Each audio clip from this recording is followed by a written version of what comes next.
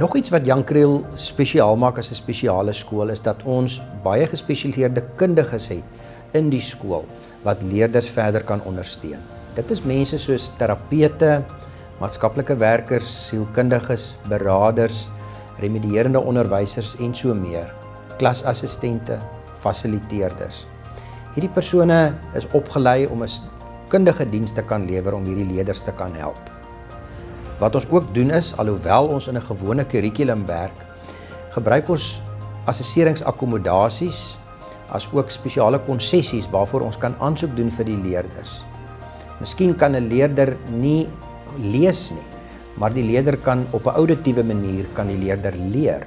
En op die manier kan die leerder dan ook sy eksamen voltooi suksesvol met die hulp van miskien 'n transkribeerder of eksterne hulp. Ons maak natuurlik baie gebruik ook van tegnologie.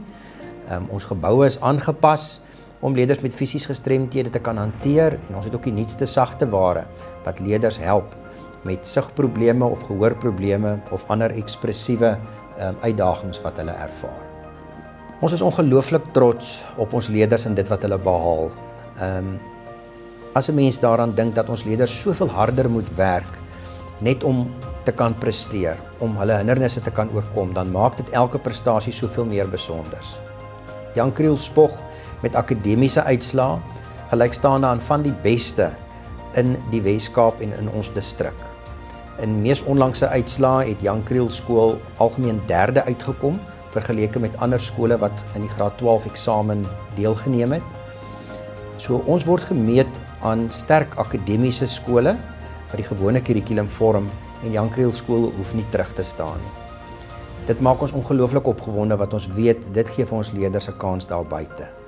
Ons leerders presteer nie net op akademiese vlak nie, maar ook op sport en kulturele vlak. Kry ons leerders gereeld provinsiale en selfs nasionale erkenning vanaf die onderwysdepartement en ander strukture.